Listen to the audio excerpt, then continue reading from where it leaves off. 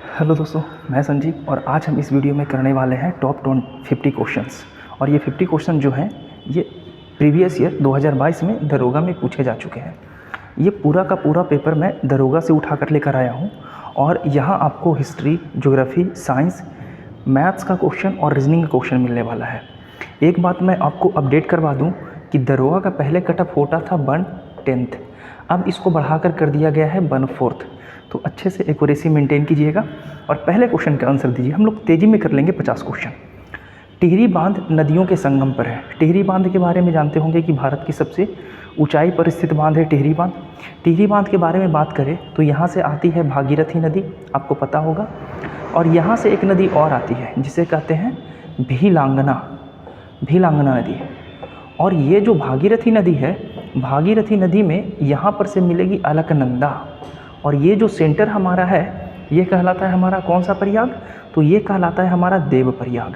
यानी देव प्रयाग में अलकनंदा और भागीरथी नदी मिलती है और ये जो जलधारा है ये कहलाती है गंगा। और गंगा की लंबाई कितनी है? 25-25। इसका आंसर क्या हो जाएगा? तो भागीरथी भीलांगना। अगले क्वेश्चन पे चलते हैं। अगला क्वेश्चन आपके सामने है, सूर्यास्त और सूर्योदय के समय सूर्य का आभासी चपटापन निम्न परिघटना के कारण होता है। यानी आपको पता होगा कि सूर्यास्त और सूर्योदय के कारण के समय हमारी सूर्य लाल दिखाई देती है। इसका कारण क्या है? तो इसका कारण होता है मीडियम, माध्यम। जब प्रकाश एक माध्यम से दूसरे माध्यम में जाती है तो क्या करती है? अपवर्तन की घटना होती है, और ये अपवर्तन के कारण ही ये घटना होती है कि सुबह और शाम के समय प्रकाश हमें लाल दिखाई देती है। नेक्स्ट, प्रथम विश्व युद्ध के दौरान कौन सा देश 2015 में ब्रिटेन के खिलाफ केंद्रीय बलों में शामिल हुआ था? ये थोड़ा डिफ़िकल्ट क्वेश्चन में से एक है। ये एग्जैक्ट पूछ रहा है आपसे कि बता दीजिए 2015 में कौन सा देश शामिल हुआ था, वो भी ब्रिटेन के खिलाफ। तो अगर आपको याद होगा तो फर्स्ट वर्ल्ड वार कब शुरू हुआ है? 1914 में, और ख़त्म कब हुआ है? 1918 में। वर्साई की संधि के द्वारा ख़त्म हुआ था। शुरू हुआ था सेराजेवो हत्याकांड, आर्कड्यूक फ्रांसिस फर्डिनेंट की पत्नी की हत्या कर दी गई थी। अब ये शामिल होने वाला जो क्षेत्र है, देश है, वो है बुल्गारिया। एक हमारे मित्र राष्ट्र थे और एक धुरी राष्ट्र थे। बाद में जब अमेरिका शामिल होता है 1917 में, तो ये बातें तय हो जाती है कि अब जो हमारा मित्र राष्ट्र है वो युद्ध हार जाएगा, और वर्साई की संधि के द्वारा ये युद्ध खत्म होता है और 1919 में ही राष्ट्र संघ की स्थापना होती है। और राष्ट्र संघ की स्थापना क्यों होती है? ताकि भविष्य में कभी युद्ध ना हो। अगला क्वेश्चन पे चलते हैं। किसी अर्धचालक का ताप बढ़ाने पर उसकी प्रतिरोध पर क्या प्रभाव पड़ता है? अर्धचालक है और हम क्या करते हैं? उसका ताप बढ़ाते हैं, तो उसका प्रतिरोध क्या प्रभाव पड़ेगा? तो ताप बढ़ने के कारण इलेक्ट्रॉन धीमा हो जाता है, और इलेक्ट्रॉन धीमा होने के कारण इसका जो प्रतिरोध होता है वो भी घट जाता है। ठीक है, नेक्स्ट, 5 सेंटीमीटर भुजा वाले घन है। देखो ये क्वेश्चन बड़ा समझना थोड़ा, ये अक्सर देता है घन को और ये काटने के लिए कहता है, और कितना यहाँ पे 1-1 सेंटीमीटर में काटा हुआ है, तो ये बात थोड़ा समझना। ये घन है, अब हम इसको क्या करेंगे? 1-1 सेंटीमीटर में काटेंगे 5 भाग, 1, 2, 3, 4 और ये 5। और ये पूछ रहा है कि बता दीजिए कितने ऐसी भुजा है जिस पर 2 रंग होगा। ठीक है, तो यहाँ पर तो 3 रंग होगा और यहाँ पर भी 3 रंग होगा, तो एक साइड में कितना भुजा बचा? 1, 2, 3। ठीक है, एक साइड में 3 भुजा ऐसे मिले जिस पे हमारे 2 रंग होंगे। ठीक है, और ऐसे ऐसे कितने भुजा है? तो 8 भुजा, 1, 2, 3, 4, 5, 6, 7, 8। तो इसको क्या कर देंगे? 8 से सिंपली मल्टीप्लाई कर देंगे, तो आंसर कितना आएगा? 24।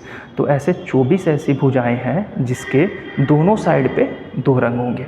ठीक है, अगला क्वेश्चन चलते हैं। तो इसका आंसर हो जाएगा 24, और ऐसा क्वेश्चन एग्जाम में अक्सर पूछ लिया जाता है। ठीक है, नेक्स्ट क्वेश्चन है कि बता दीजिए निम्नलिखित में से सबसे छोटी संख्या कौन सी है? फ्रैक्शन निकालना है, और ये दरोगा में पूछा गया क्वेश्चन है। आप इमेजिन कर सकते हो कि 2022 में दरोगा का लेवल क्या था। अगर फ्रैक्शन करोगे तो यहाँ पे कितना होगा? 11×6 = 0.6 समथिंग आएगा, यहाँ पे आएगा 0.7 समथिंग, यहाँ पे आएगा 0.8 समथिंग, और यहाँ पे आएगा, यहाँ पे भी 0.7 समथिंग आएगा। तो सबसे छोटा कौन हो जाएगा? तो सबसे छोटा हो जाएगा ए।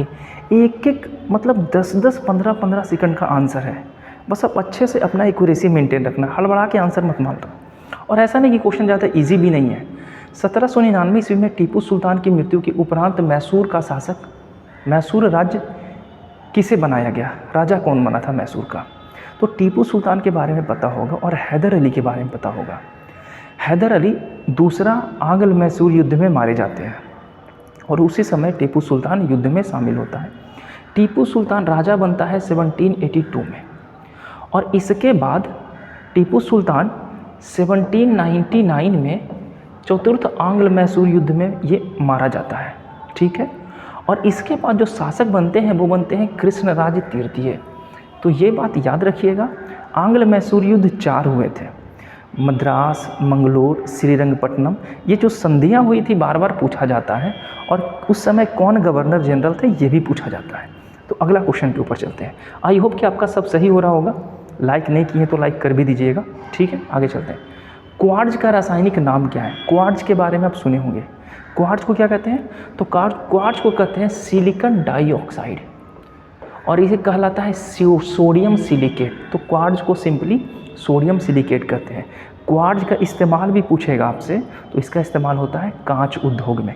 अगला क्वेश्चन, प्रत्येक राज्य के राज्यसभा के लिए चुने जाने वाले सदस्यों की संख्या अनुसूची द्वारा किस अनुसूची द्वारा निर्धारित की जाती है? तो यहाँ पे आपका शेड्यूल पूछा जाता है।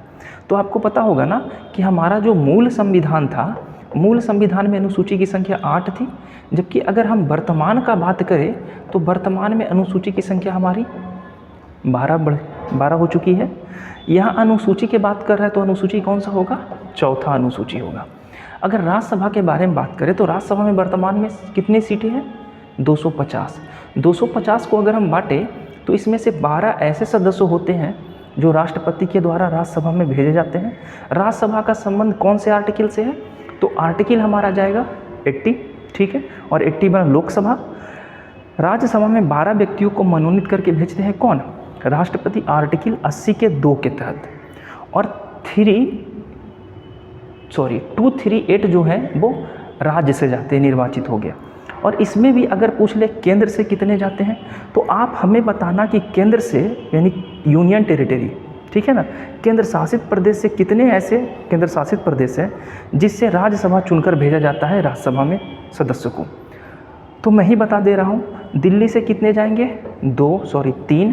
पुडुचेरी से जाएंगे कितने? 1। और जम्मू एंड कश्मीर से जाने वाले हैं कितने हमारे? तो 4। यानी टोटल 8 मेंबर ऐसे हैं जो यूनियन टेरिटरी से चुनकर राज्यसभा में भेजे जाते हैं। और कहाँ कहाँ से? दिल्ली से, पुडुचेरी से और जम्मू एंड कश्मीर से। अगला क्वेश्चन के ऊपर हम लोग चलते हैं। 540 का गुणनखंड की कुल संख्या बताइए। गुणनखंड तो आपको करना आता होगा। अगर 540 का अगर फ्रैक्शन निकालिएगा तो कैसे टूटेगा?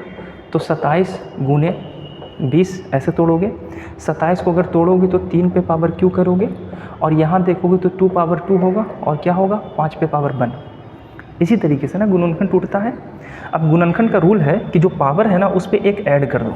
तो यहाँ 3 + 1, 2 + 1 और 1 + 1, टोटल कितना हो गया? 4, 3 7 2 9, यही ना हो गया? 4 गुने 3 गुने 2, यानी 4 × 12 और 12 दूनी 24। तो गुणनखंड की संख्या कितनी हो जाएगी? 24। सिंपल क्वेश्चन पूछता है यार दरोगा में। बस अब अपना मेहनत अच्छे तरीके से करो और प्रैक्टिस सेट लगाते रहो, एक्यूरेसी मेंटेन करना, ठीक है। और अपने प्रति ऑनेस्ट रहना थोड़ा सा। जलियांवाला बाग हत्याकांड, अब बताओ कौन ऐसा स्टूडेंट होगा जो इसका आंसर नहीं जानता होगा? 13 अप्रैल 1919 की घटना, जलियांवाला बाग हत्याकांड हुआ था, ठीक है, पंजाब के अमृतसर में। जलियांवाला बाग के समय कौन थे? जनरल ओ डायर ने गोली चलाने की आदेश दिया था। सरकारी रिपोर्ट के अनुसार 400 लोग मारे गए और 2000 लोग घायल हुए। ये सरकारी रिपोर्ट, और सरकारी रिपोर्ट आज तक सही नहीं हुआ है, आपको भी पता था। तो उस समय तो ब्रिटिश का समय था, उस समय कहाँ सरकारी रिपोर्ट सही होने वाला था। जलियांवाला बाग हत्याकांड की जांच करने के लिए एक कमीशन बैठाया गया था जिसका नाम था पील कमीशन, ठीक है। जलियांवाला बाग हत्याकांड के कारण ही बहुत सारे लोगों ने अपनी उपाधि वापस कर दी थी, ठीक है। आगे चलते, अगला क्वेश्चन, बांग्लादेश एक स्वतंत्र राष्ट्र कब बना? बांग्लादेश के बारे में ऐसी कहानी है कि जब भारत आज़ाद हुआ, पाकिस्तान जब टूटे, तो पाकिस्तान का 2 स्वरूप था। अगर हम थोड़ा सा यहाँ पे बात करें, बातें लंबी हो जाएगी, इसलिए मैं शॉर्ट में बता देता हूँ कि आपको पता होगा कि ये जो क्षेत्र हमारा है, ये जो क्षेत्र ऊपर चला जाता है, और ये जो भारत का क्षेत्र है, ये जो क्षेत्र, ये है बांग्लादेश का क्षेत्र, ये आपको पता होगा। और इधर हमारा पाकिस्तान का क्षेत्र है, और बीच में ये हमारा भारत का क्षेत्र है। ठीक है, जब भारत बटा तो एक पूर्वी पाकिस्तान बना और एक पश्चिमी पाकिस्तान बना।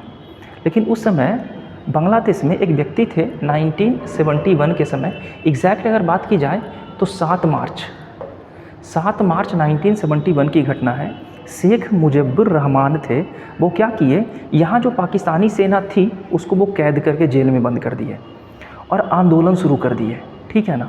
अब इसी आंदोलन का मूर्त रूप देने के लिए आंदोलन चलाया गया, और इस समय तत्कालीन प्रधानमंत्री कौन थी, तो इंदिरा गांधी। इंदिरा गांधी 1966 में बैठती है और 1977 तक ये भारत की प्रधानमंत्री रहती है, महिला प्रधानमंत्री। और इनका अहम रोल होता है कि पूर्वी पाकिस्तान को बांग्लादेश के रूप में बदल देना। और शेख मुजीबुर रहमान बांग्लादेश के पहले राष्ट्रपति, और इसके बाद ही ये पहले प्रधानमंत्री बनते हैं। ठीक है, उनके बाद कौन बनते हैं, तो उनकी पुत्री शेख हसीना बनती है। तो बांग्लादेश आज़ाद कब हुआ था, 1971 ईस्वी में। ठीक है, आगे चलते हैं। निम्नलिखित में से किसमें चांदी नहीं पाया जाता। ये सेट के क्वेश्चन में बहुत बार आप देखे होंगे ना, चांदी किस में नहीं पाया जाता। और देखो सब में सिल्वर लगल है ना। तो इसका आंसर कैसे दोगे, इसका आंसर होगा हॉर्न सिल्वर। सबको ये बात पता होगा, ऑब्वियस सी बात है। 13 क्वेश्चन में भी ऑलमोस्ट आपका सारा क्वेश्चन सही हो गया होगा ना। बहुत अच्छा। अगला क्वेश्चन, निम्नलिखित में से कौन सा एंजाइम मानव शरीर के स्टार्च में पाचन में मदद करता है। अब देखो, एक तो पूछेगा पहले जो यहाँ पूछा है, एक स्टार्च पूछेगा आपसे, एक आपसे पूछेगा प्रोटीन, और एक आपसे पूछेगा वसा। ठीक है, ये 3 क्वेश्चन बार बार पूछता है। यहाँ स्टार्च का पाचन कहाँ होता है ये भी पूछता है। तो स्टार्च का पाचन हमारे मुंह से शुरू हो जाता है, और स्टार्च को पचाने में हमारी लार भूमिका निभाती है, लार। और लार में एक एंजाइम होता है, इसे कहते हैं इमाइलेज या टैलिन होता है, जो स्टार्च को पचाता है। प्रोटीन को पचाता है कौन, तो प्रोटीन को पचाता है पेप्सिन। ठीक है, और अगर बात करें तो ये लाइपेज जो है, लाइपेज क्या करता है, वसा के अणुओं को छोटे छोटे टुकड़ों में तोड़ देता है, और इंसुलिन का भी लगभग वही काम है। तो नेक्स्ट क्वेश्चन पे चलते हैं। अगला क्वेश्चन, 25% की छूट दिए जाने पर राज ने एक शर्ट कितना में खरीदा, 20 रुपये में। तो बता दीजिए छूट से पहले शर्ट का दाम कितना था। इजी क्वेश्चन है, आप लोग बना भी चुके होंगे। तो 25% बराबर दिया है कितना, 20। तो 100% बराबर अगर निकाल के ले आएंगे कितना हो जाएगा, 80। कितना छोटा सा छोटा क्वेश्चन देता है एग्ज़ाम में। अगर बच्चा एक्यूरेसी मेंटेन करके अच्छे से धैर्य करके 2 घंटा भी पढ़े, दरोगा ऐसे निकल जाने वाला है। और ये सारा क्वेश्चन जितना भी जीके का मिलने वाला है, इवन साइंस का मिलने वाला है, सारा का सारा क्वेश्चन मैं इस क्लास में करवा चुका हूँ। अगला क्वेश्चन पे चलते हैं। इंटीग्रल कोच फैक्ट्री कारखाना कहाँ स्थित है। बहुत बार आप पढ़े होंगे, तमिलनाडु में स्थित है। कहाँ पर तमिलनाडु में, तो पेरम्बूर में स्थित है। ठीक है, इंटीग्रल कोच फैक्ट्री। आगे चलते हैं नेक्स्ट। अच्छा, ये फैक्ट्री की स्थापना कौन किया था, तो पंडित जवाहरलाल नेहरू यानी भारत के पहले प्रधानमंत्री ने ही किया था। नेक्स्ट, निम्नलिखित में से कौन सा प्रधानमंत्री फिर किसी राज्य के मुख्यमंत्री के रूप में कार्य नहीं किए। हाँ, ये क्वेश्चन थोड़ा है, आप लोग प्रधानमंत्री हो पढ़े होंगे और स्किप कर दिए होंगे। यहाँ क्वेश्चन देखो क्या पूछ रहा है कि ऐसे प्रधानमंत्री बताइए जो पहले कभी मुख्यमंत्री के पद पे नहीं थे। चौधरी चरण सिंह के बारे में जानते होंगे, इन्हीं की याद में हम लोग किसान दिवस मनाते हैं। यूपी के मुख्यमंत्री रह चुके हैं ये। ठीक है, और चौधरी चरण सिंह का अगर कार्यकाल देखा जाए तो 1979 में आए थे, और ये मात्र लगभग 6 महीने तक ये पद पे रहे थे बस, प्रधानमंत्री के रूप में। तो चौधरी चरण सिंह 1967 में यूपी के मुख्यमंत्री के रूप में कार्य कर चुके हैं। अगर पीवी नरसिम्हा राव के बारे में देखें तो नरसिम्हा राव आंध्र प्रदेश के मुख्यमंत्री रह चुके हैं, और इनका भी कार्यकाल 1991 के आसपास में इनका कार्यकाल था भारत के प्रधानमंत्री के रूप में, और ये अपना 5 साल स्वेच्छा से पूरा किए। एच.डी. देवगौड़ा के बारे में बात करें तो ये कर्नाटक के मुख्यमंत्री रह चुके हैं, कर्नाटका के। तो बचे कौन, श्री चंद्रशेखर। आप किसी भी चीज़ को स्किप नहीं कर सकते, अच्छे से रुक के पढ़ना पड़ेगा, चाहे प्रधानमंत्री पढ़िए, मुख्यमंत्री पढ़िए, एक बार धैर्य से पढ़ लीजिए, रिवीजन करते रहिए, सारा क्वेश्चन पकड़ा जाएगा। नेक्स्ट चलते हैं अगले क्वेश्चन पे। पिता तथा पुत्र की आयु का अनुपात, रेशियो पूछ रहा है, फादर और सन कितना है 3:1। उनके आयु का गुणनफल कितना है, यानी 3x × 1x बराबर कितना है, तो बराबर है 147। तो यहाँ पे क्या हो जाएगा 3x² हो जाएगा। अगर हम ऐसे चले तो 147। अगर x का वैल्यू निकालिएगा तो यहाँ पे रूट चढ़ेगा, यहाँ पे काटेंगे ना, काटेंगे। चलो हम थोड़ा डिटेल कर लेते हैं, और अगर आपको नहीं समझ में आ रहा है तो ये x², ठीक है, x² है भाई 147 डिवाइडेड बाई 3, यानी x जब जाएगा तो ये बराबर कितना आ जाएगा, ये आ जाएगा 4 तिहाई के 12, 4 3 चौक 12 49। स्क्वायर हटाएंगे यहाँ से, यहाँ 49 है, तो यहाँ पे क्या हो जाएगा, आगे करेंगे x बराबर 49, यानी x का वैल्यू कितना आ गया 7। इतना मैं डिटेल में आपको निकाल के बता दिया, देख लेना अच्छे से। अब x का वैल्यू 7 है, यहाँ पे x है और यहाँ पे x है, मान बैठा देंगे तो 7 या 21 और ये 7। कितना साल बाद पूछ रहा है, तो इनकी आयु 5 वर्ष बाद रेशियो क्या होगा, इसमें 5 ऐड कीजिए और इसमें भी 5 ऐड कीजिए, ये हो जाएगा 26 और ये हो जाएगा 12। अगर निकालेंगे 7 5 12, इसको निकालेंगे तो ये 13 और इसको निकालेंगे तो ये 6। रेशियो क्या हो गया 13:6।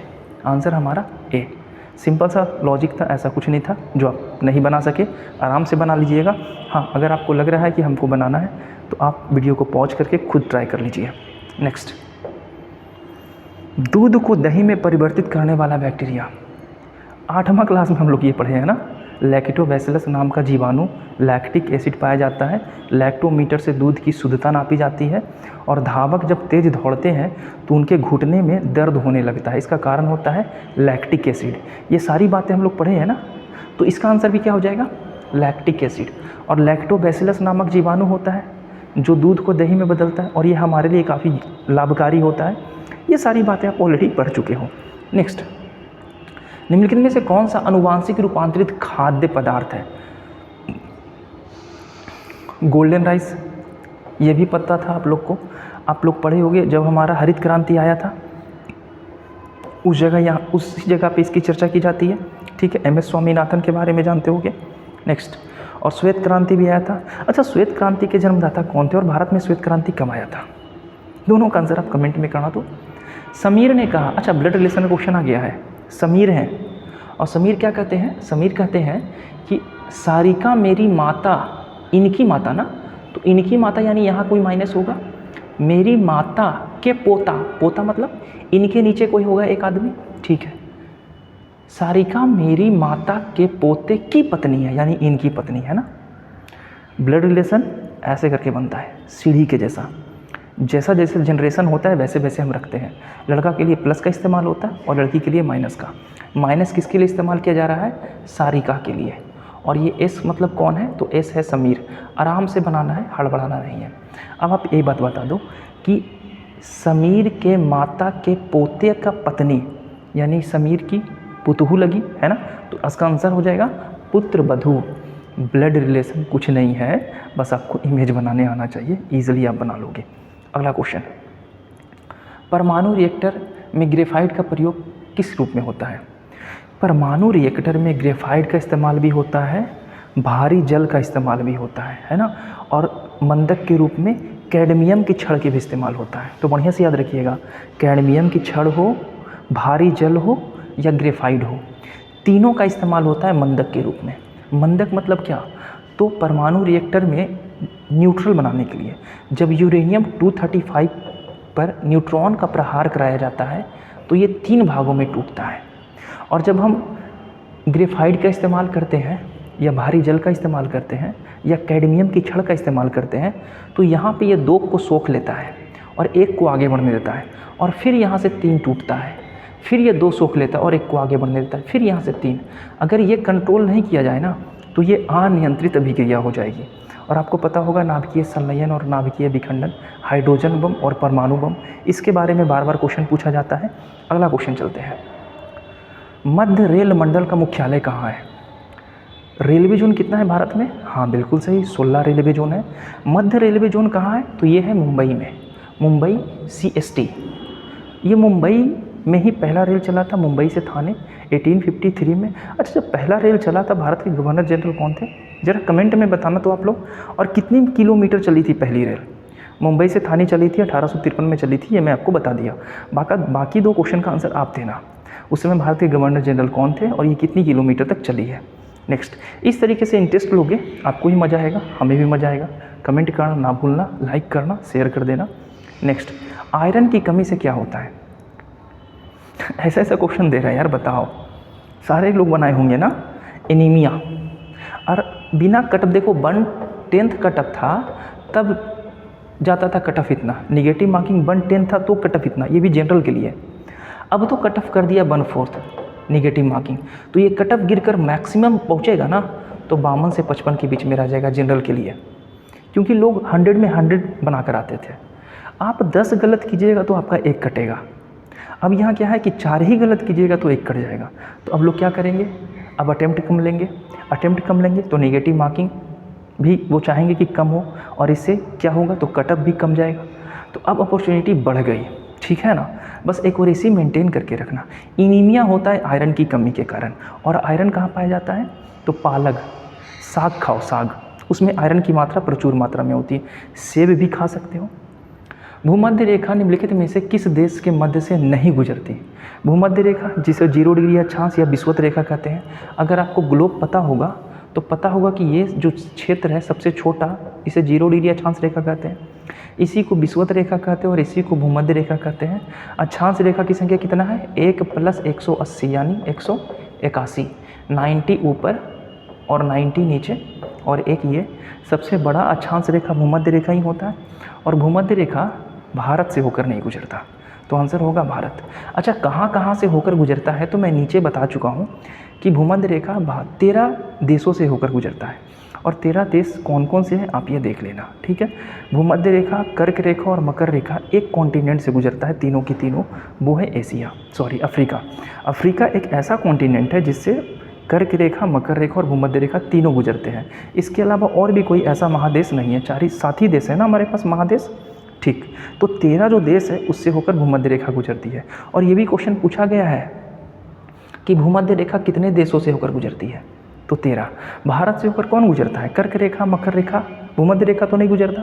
तो आंसर में बताना कि कर्क रेखा और मकर रेखा कौन गुजरता है, और अगर कर्क रेखा गुजरता है तो कितनी राज्यों से गुजरता है, ठीक है। आगे चलते हैं। नेक्स्ट, भाखड़ा नांगल बांध किस नदी पे है?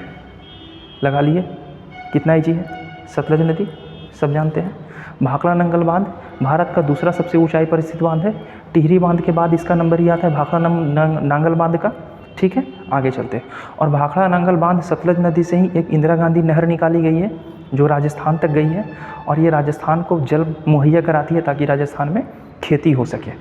नेक्स्ट, जोग जलप्रपात कहाँ है?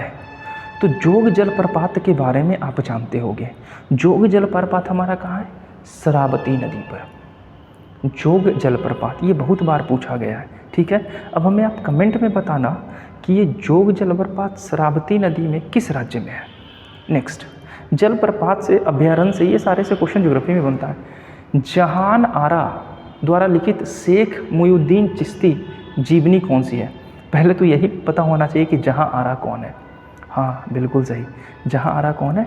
शाहजहां की बड़ी पुत्री का नाम था जहां आरा। जहां आरा ने शेख मुजीबुर रहमान के लिए एक पुस्तक लिखी थी जिसका नाम था मुनीस अल अरबा, ठीक है। नेक्स्ट चलते हैं। महात्मा गांधी ने असहयोग आंदोलन कब वापस ले लिया? कैसा कैसा क्वेश्चन पूछ रहा है ना, सब आप लोग करके रखे होंगे। 29 में से कम आपका 27-28 तो सही होंगे होगा, मतलब अभी तक 29 में कर रहा हूँ तो ये भी सही ही होगा, तो इसको जोड़ लूँ मैं तो 28 क्वेश्चन 27 क्वेश्चन आप कर चुके होंगे ना। एक बार कमेंट में ज़रूर बताना कितना अभी तक सही कर चुके हो। तो कब? तो फरवरी, 5 फरवरी का समय था ना, 5 फरवरी 1922। 22 पुलिस अधिकारियों को जलाकर मार दिया जाता है, थाने में बंद करके। गलती भी पुलिस की ही होती है, ठीक है ना। शांति सभा पे वो लाठियाँ चलवा देते हैं और इसी के कारण जुलूस उग्र हो जाते हैं और पुलिस को बंद करके थाने में जिंदा जला देते हैं। ये यूपी के क्षेत्र में हुआ था, यूपी के गोरखपुर में, है ना। और इससे गांधी जी क्या किए? निराश होकर असहयोग आंदोलन वापस ले लिए थे, है ना। आगे चलते हैं। चौरा चौरी हत्याकांड के नाम से ये जाना जाता है ना। नेक्स्ट, नामदफा राष्ट्रीय उद्यान कहाँ है? नामदफा कहाँ है? अरुणाचल प्रदेश में। अरुणाचल प्रदेश के बारे में आप अच्छे से जानते होंगे। अरुणाचल प्रदेश में ही ब्रह्मपुत्र नदी प्रवेश करती है भारत में। अरुणाचल प्रदेश में दीफू दर्रा है। नामचा बरवा अरुणाचल प्रदेश में ही है। ठीक है, ये सारी बातें आप ये लोग याद रखिएगा। नेक्स्ट, नक्काशीदार कांच के लिए निम्नलिखित में से किस अम्ल का प्रयोग होता है? ये साइंस का क्वेश्चन है। आई होप कि इसका आंसर आप सही कर लोगे, सही कर भी लोगे। इसका आंसर हो जाएगा डी, हाइड्रोजन फ्लोराइड। ठीक है, आगे नक्काशी मतलब समझते हैं कि कांच पे अभी का ट्रेंड क्या चल गया है ना, कि सीढ़ियों में इस तरीके से 3 कांच लगाया जाता है और इसे खटका कर इसे चमका दिया जाता है और एक विशेष प्रकार की डिज़ाइन बन जाती है। तो ये एक नया तरीका आ गया है नक्काशी बनाने का कांच में। नेक्स्ट, किस संवैधानिक संशोधन अधिनियम के द्वारा राष्ट्रपति के लिए संवैधानिक संशोधन विधेयक पर हस्ताक्षर करना अनिवार्य हो गया? यानी संवैधानिक संशोधन से रिलेटेड अगर कोई मुद्दा राष्ट्रपति के पास जाएगा तो राष्ट्रपति को सिग्नेचर करना अनिवार्य है। ये कौन हुआ था, कब हुआ था? तो ये हुआ था 24वां संविधान संशोधन के जरिए। अब राष्ट्रपति के पास कोई भी विधेयक जाएगा संविधान संशोधन से रिलेटेड। अच्छा, संविधान संशोधन कौन से अनुच्छेद में है? तो आर्टिकल होगा 368, है ना। 42वां संविधान संशोधन कब हुआ था? 1976 में। और 42वां संविधान संशोधन के समय लोकसभा का कार्यकाल बढ़ाकर 6 वर्ष कर दिया गया था, 5 वर्ष की जगह। और इस समय इंदिरा गांधी कौन होगी? तो इस समय इंदिरा गांधी कौन थी? सॉरी, इस समय प्रधानमंत्री थी हमारी इंदिरा गांधी। और अगर इसके बारे में देखा जाए, सॉरी इसके बारे में 44, तो 44 संविधान संशोधन हुआ है 1978 में, यानी इसके जस्ट 2 साल बाद। और मोरारजी देसाई थे, मोरारजी देसाई भारत के वो प्रधानमंत्री हुए जो सबसे अधिक उम्र के प्रधानमंत्री थे। 81 वर्ष में ये प्रधानमंत्री बने थे। ठीक है, ये फिर से लोकसभा का कार्यकाल 6 वर्ष से घटाकर कितना कर दिए थे? 5 वर्ष। 42वां संविधान संशोधन को हमारा मिनी कॉन्स्टिट्यूशन कहा जाता है। ये सारी बातें छोटे छोटे आप याद रखना। नेक्स्ट, सोन नदी का उद्गम लगा लिए, कितनी स्पीड में लगाते हो? क्वेश्चन देखते हो, आंसर मार देते हो। अमरकंटक, अमरकंटक का पठार सतपुड़ा का ही विस्तार है, मध्य प्रदेश और छत्तीसगढ़ में विस्तृत है। अमरकंटक से 3 नदियाँ निकलती है। पश्चिम की ओर नर्मदा जाती है, उत्तर की ओर सोन जाती है और पूर्व की ओर जाती है महानदी। महानदी को उड़ीसा का शोक कहते हैं। ठीक है, नर्मदा नदी पर ही धुआंधार जलप्रपात है जबलपुर में, गुजरात में, ये भी आपको पता होगा, मध्य प्रदेश के जबलपुर में। ठीक है, नर्मदा नदी एस्चुरी का निर्माण करती है।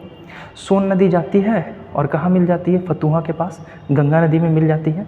ये सारी बातें आप याद रखना। नेक्स्ट, कौन सा जनपद 6ठी और 4ठी शताब्दी से पूर्व में मध्य सबसे शक्तिशाली महाजनपद था? महाजनपद कितना था जी? 16 महाजनपद। बिहार में टोटल कितने महाजनपद? 3 महाजनपद। कौन कौन? तो मगध, वज्जी और अंग, ये 3 महाजनपद था बिहार में। सबसे शक्तिशाली महाजनपद कौन बना? मगध। मगध का शासक बिंबिसार विवाह विस्तार नीति के जरिए अपने क्षेत्र को बढ़ाया था। महाकोसला से शादी किया तो काशी मिल गया, वज्जी से किया तो वैशाली आ गया और अंग को जीत के मिला लिया। बाद में मगध महाजनपद के एक शासक होते हैं शिशुनाग, और शिशुनाग भी अवंती को जीत के अपने क्षेत्र में मिला लेते हैं। उसके बाद आता है नंद वंश के शासक महापद्म नंद और धनानंद। धनानंद को चंद्रगुप्त मौर्य पराजित करेंगे और मौर्य वंश की स्थापना करेंगे। छोटी सी स्टोरी, ये सब आपको पता होगा। अच्छा, अगर नहीं पता है ना तो आप हमें कमेंट में ज़रूर बताना। मैं हिस्ट्री का पूरा वीडियो अपलोड कर दूंगा डिस्क्रिप्टिव, और अच्छे से हम लोग बात कर लेंगे, अच्छे से समझ में आपको आ जाएगा।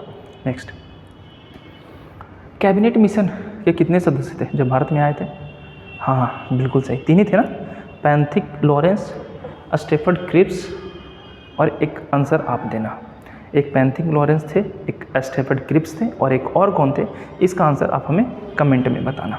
जितना भी मैं होमवर्क दे रहा हूँ कृपया करके आप कमेंट जरूर करना, आपका ही इसमें फ़ायदा है। जैन धर्म के 23वें तीर्थंकर लगा लिए ना, लगा लिए, पार्श्वनाथ थे। और पहले संवेद शिखर के बारे में आप जानते होंगे, जो अब संवेद शिखर का नाम क्या कर दिया गया है? तो इसका नाम बदल के कर दिया गया पार्श्वनाथ पहाड़ी। और पार्श्वनाथ पहाड़ी कहाँ है? तो ये वर्तमान झारखंड में है। पार्श्वनाथ स्टेशन भी है। और 23वें तीर्थंकर यही थे। इन्होंने जैन धर्म में 4 व्रत को जोड़ा था, जबकि महावीर स्वामी ने 5वां व्रत जोड़ा था जिसे कहते हैं ब्रह्मचर्य। ठीक है, अब जैन धर्म के ऊपर बात करेंगे यार, तो काफ़ी लंबा हो जाने वाला है ना, छोड़ देते हैं, आगे चलते हैं। अवध राज्य की अंतिम शासक कौन था? अवध का अंतिम राजा कौन था? अवध का राजा सुजाउद्दौला के बारे में जानते हो ना, अवध के नवाब जो बक्सर के युद्ध में भाग लिए थे और हार गए थे। 16वीं शताब्दी में अवध का राजा कौन था? बाजिद अली शाह। ये और अवध का राजा और कौन हुआ था? तो 1764 का युद्ध आपको पता होगा, जिसमें कौन आते हैं? अवध का नवाब शुजाउद्दौला, उसके अलावा बंगाल का नवाब होता है हमारा मीर कासिम, और मुग़ल बादशाह शाह आलम द्वितीय। तीनों ने मिलकर संयुक्त सेना बनाई और हेक्टर मुनरो से 1764 ईस्वी में बिहार के बक्सर नामक क्षेत्र में युद्ध किया और तीनों हार गए। और इसके बाद इलाहाबाद की संधि हुई। इलाहाबाद की 2 संधि होती है, एक 12 अगस्त 1765 को जो शाह आलम द्वितीय के साथ किया जाता है, और एक 16 अगस्त 1765 को जो अवध के नवाब शुजाउद्दौला के साथ किया जाता है। और इसी के बाद ब्रिटिश को बंगाल, बिहार और उड़ीसा के क्षेत्र में दीवानी प्राप्त हो जाती है और प्रचुर मात्रा में वो टैक्स वसूलना शुरू कर देता है। और यही एक ऐसा कंडीशन था जिस समय ब्रिटिश इसके बाद पूरे भारत में स्वतंत्र रूप से राज करना शुरू कर देते हैं। भारत के लोग हमेशा आपस में लड़ते रहे हैं, भारत के पड़ोसी लोग, चाहे भारत का पड़ोसी देश हो, अभी वर्तमान में देख लो हमारा बांग्लादेश, हमारा मालदीव के साथ कैसा संबंध बनता जा रहा है, पाकिस्तान से तो हमारा पुराना दुश्मनी है, श्रीलंका से हम नोक झोंक कर चुके हैं, नेपाल और भूटान का क्षेत्र का रिलेशन हमारा ख़राब हो गया है। तो पड़ोसी से अगर संबंध आपका अच्छा नहीं रहेगा तो स्थितियां धीरे धीरे गंभीर होते चली जाएगी।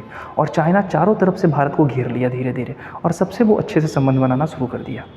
और ये भारत के लिए खतरा है, लेकिन भारत समझ नहीं रहा है, और भारत के बेवकूफ़ कुछ लोग ऐसे हैं जो सपोर्ट कर देते हैं ऐसी बातों को लेकर। तो थोड़ा पढ़ा कीजिए, अच्छे से बातें समझ में आएगी। नेक्स्ट, भारत में मीठे पानी का झील कौन सा है? सबको पता हो गया होगा, आंसर मार लिए होंगे। इजी क्वेश्चन है ना यार। बुलर झील, बुलर झील जम्मू कश्मीर में है। बुलर झील झेलम नदी के किनारे ही बुलर झील का निर्माण हुआ है। झेलम नदी इसी से गुजरती है ना, जम्मू कश्मीर के क्षेत्र में। आगे चलते हैं। लोकसभा में विपक्ष के नेता के लिए कम से कम सदन में कुल कितनी सीटें होनी चाहिए? तो कम से कम कितनी सीटें होनी चाहिए? 1/4, 1/6, 1/8, 1/10? 1/10। सदन में कम से कम 1/10 सीट होना ज़रूरी है। अच्छा, 1/10 से ये भी कंडीशन है कि अगर सत्र चल रहा हो तो सत्र के बैठक में अगर 1/10 व्यक्ति उपस्थित नहीं होंगे तो सत्र को क्या कर दिया जाएगा? समाप्त कर दिया जाएगा, चाहे सत्र लोकसभा में चल रहा हो या राज्यसभा में चल रहा हो। अगला क्वेश्चन चलते हैं। सल्तनत काल के दौरान दीवाने अर्ज विभाग की स्थापना किसने किया था? दीवाने अर्ज, दीवाने मुस्तखराज, है ना, दीवाने आदिल, ये सारे जो विभाग बनाए गए थे ये दिल्ली सल्तनत के समय बनाए गए थे। दीवाने अर्ज का निर्माण कौन किया है? तो बलबन किया है। और बलबन, और ये सैन्य व्यवस्था थी। बलबन क्या किया था? चिहलगानी प्रथा जो इल्तुतमिश चालू किया था, और चिहलगानी प्रथा के 40 सदस्य में से इसी का सदस्य था एक बलबन। और जब बलबन गद्दी पर बैठता है तो चिहलगानी प्रथा को समाप्त कर देता है। ये नवरोज और पैबोस नामक प्रथा शुरू करता है, यानी राजा के सामने घुटने पर बैठकर लेट जाना और उनके पैरों को चूमना, जिसे कहते थे पैबोस, है ना। तो ये लौह और रक्त की नीति अपनाने वाला शासक है बलबन। ठीक है, बलबन को जिल्ले इलाही कहा गया है, यानी ईश्वर की छाया उपाधि लिया था बलबन। तो ये छोटी छोटी बातें आपको याद रहना चाहिए। नेक्स्ट, पिट्टी द्वीप पक्षी अभ्यारण्य स्थित है। अब आप सोच लो कि पक्षी अभ्यारण्य से क्वेश्चन पूछ रहा है और ऐसा क्वेश्चन पूछ रहा है, आपको क्या लग रहा था कि सारा क्वेश्चन आपको इजी मिलेगा ना? कहाँ आंसर क्या होगा? तुक्का ही मारोगे? मत मारना अगर तुक्का मारना है तो, क्योंकि अभी आपका रेशियो अच्छा होगा, आप सही अच्छा से लगा चुके हो। अच्छा क्वेश्चन 41 में से कम आपका 36-37 तो आ गया होगा। तुक्का यार मत मारना। इसका आंसर होगा लक्षद्वीप। लक्षद्वीप में एक पिट्टी द्वीप है, और ये पिट्टी द्वीप पे पक्षी आते हैं, पता है किस लिए? खास करके अंडे देने के लिए। इसलिए ये द्वीप काफ़ी चर्चा में रहता है। नेक्स्ट, निम्न श्रेणियों में से कौन सी पश्चिमी घाट भाग पर नहीं है? पश्चिमी घाट और पूर्वी घाट जानते होंगे आप लोग। अगर भारत का मैप अगर आप लोग को थोड़ा सा भी पता होगा तो ये पश्चिमी घाट का क्षेत्र है, और ये कटा छटा पूर्वी भाग है ना। पश्चिमी घाट में कौन कौन से पर्वत है? तो अनाईमुड़ी, पश्चिमी घाट यानी दक्षिण भारत की सबसे ऊंची चोटी अनाईमुड़ी ही है। अगर हम पालनी की पहाड़ी देखें तो पालनी का पहाड़ी केरल में है। कार्डमम, जिसे इलायची की पहाड़ी कहते हैं, ये भी केरल और तमिलनाडु के क्षेत्र में है, ये तमिलनाडु के क्षेत्र में है। कामेत कहाँ है? कामेत उत्तराखंड में है। नंदा देवी चोटी के जस्ट पीछे है कामेत चोटी, और उत्तराखंड कहाँ है? उत्तर के क्षेत्र में। तो इसका आंसर क्या हो जाएगा? डी। अच्छे से याद रखना। एक तो पूछता है दक्षिण भारत की सबसे ऊंची चोटी, अनाईमुड़ी। और अगर पूछ देगा नीलगिरी की सबसे ऊंची चोटी, तो नीलगिरी यहाँ पे है ना, और इसकी सबसे ऊंची चोटी कौन सी है? दोदा बेटा, हाँ बिल्कुल सही, ठीक है। और दक्षिण भारत की सबसे दक्षिण में स्थित चोटी कौन सी है? कार्डमम की पहाड़ी। कार्डमम की पहाड़ी यहाँ पर है कन्याकुमारी के पास, इसलिए कार्डमम की पहाड़ी सबसे दक्षिण में स्थित है। नेक्स्ट, निम्नलिखित में से कौन सा वस्तु हड़प्पा सभ्यता से प्राप्त नहीं हुआ है? हड़प्पा से प्राप्त नहीं हुआ है। सिंधु घाटी की सभ्यता, हिस्ट्री का क्वेश्चन। हड़प्पा से क्या क्या प्राप्त हुए? बर्तन मिले थे, गहने मिले थे, ताम्र शीशा मिला था, तो क्या नहीं मिला था? सूती वस्त्र मोहनजोदड़ो से मिले हैं। पशुपतिनाथ की मूर्ति मोहनजोदड़ो से मिले थे। हड़प्पा की खोज सर दयाराम साहनी ने किया था 1921 में। मोहनजोदड़ो की खोज राखालदास बनर्जी ने किया था 1922 में। हड़प्पा रावी नदी के किनारे स्थित है। मोहनजोदड़ो सिंधु नदी के किनारे स्थित है। दोनों पाकिस्तान में है। चनहुदड़ो भी पाकिस्तान में है। तो सिंधु घाटी सभ्यता का क्वेश्चन मैं ऑलरेडी सिंधु घाटी में पढ़ा चुका हूँ, मगध भी मैं पढ़ा दिया हूँ।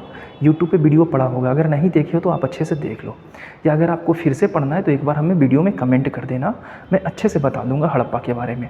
हड़प्पा त्रिभुजाकार था, देखने में लगेगा ज़रूर, लेकिन ये त्रिभुजाकार था, एक्चुअल ऐसे था हड़प्पा। ये क्षेत्र था हड़प्पा का इस तरीके से। ये आलमगीरपुर क्षेत्र है, ये यूपी का क्षेत्र है हिंडन नदी के किनारे। ये मांडा है जम्मू कश्मीर में, और ये चेनाब नदी के किनारे था। ये हमारा सुतका गेंडोर है दशक नदी के किनारे। सुतका गेंडोर, सुरकोटदा नहीं, सुरकोटदा जब गुजरात में है, ठीक है ना, जहाँ से घोड़े के हड्डियों का साक्ष्य मिला है। ये सुतका गेंडोर है जम्मू कश्मीर में, सिंधु घाटी का सबसे पश्चिमी किनारा।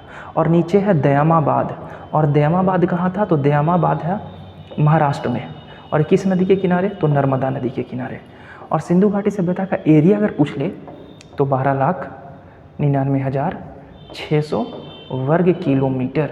ये बातें छोटी सी याद रखना। सिंधु घाटी से तो बहुत सारे फैक्ट है, मैं यहाँ पे सिंधु घाटी तो पूरा पढ़ाना नहीं शुरू कर दूंगा।